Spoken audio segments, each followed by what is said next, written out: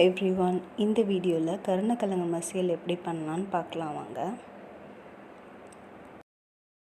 இந்த மசியல் செய்கிறதுக்கு தேவையான பொருட்கள்: கருணக்கிழங்கு, புளி கரைசல், கருவேப்பிலை, கடுகு உளுத்தப்பருப்பு, ஆனியன் 2 வச்சுருக்கேன், பச்சை மிளகாய் 5 வச்சுருக்கேன். இப்போ கருணக்கிழங்கை ஒரு குக்கரில் போட்டுட்டு அதில் தேவையான அளவு தண்ணி விட்டுட்டு தேவையான அளவு உப்பு அதில் போட்டுட்டு நம்ம விசில் போட்டு அதை வேக வச்சு எடுத்துக்கலாம்.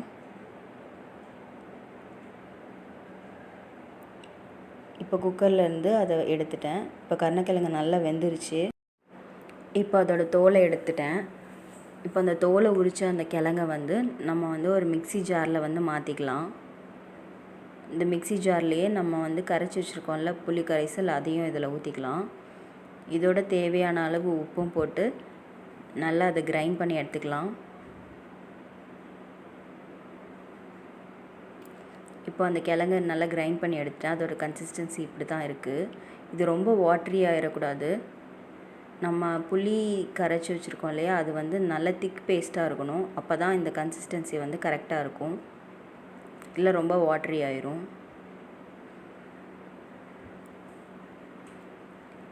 இப்போ நான் அந்த ஆனியனையும் மிளகாயும் நம்ம கட் பண்ணி வச்சுருக்கோம். ஒரு கடாயில் எண்ணெய் ஊற்றி கடுகு, உளுத்தம்பருப்பு, கருவேப்பிலை இது எல்லாத்தையும் நம்ம போட்டுக்கலாம். இதோடவே நம்ம கட் பண்ணி வச்சுருக்கிற பச்சை மிளகாயும் ஆட் பண்ணிக்கலாம்.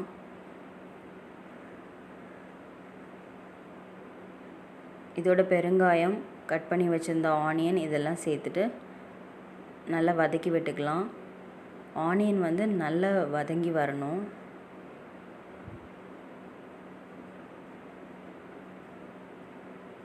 இந்த மாதிரி நல்லா வதங்கி வந்ததும் நம்ம அரைச்சி வச்சுருக்க பேஸ்ட்டை இதில் ஆட் பண்ணிக்கலாம்.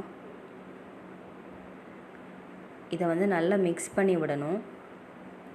அந்த ஆனியன், பச்சை மிளகாய் எல்லாமே இந்த கிழங்கு கூட நல்லா மிக்ஸ் ஆகி வரணும்.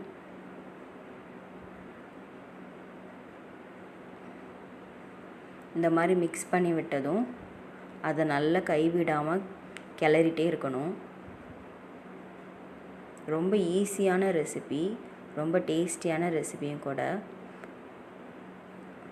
இது நல்லா கலந்து விட்டு அந்த கடாயில் ஒட்டாமல் வரணும். அதோட கலரும் கொஞ்சம் சேஞ்ச் ஆகி வரணும். இந்த மாதிரி சேஞ்ச் ஆகிட்டே வருது பாருங்கள்.